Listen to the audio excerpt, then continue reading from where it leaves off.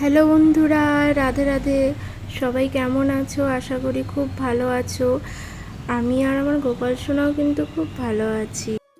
এই ফুলের গাছগুলো আমার হাজবেন্ড আমাকে বাজার থেকে এনে দিয়েছে।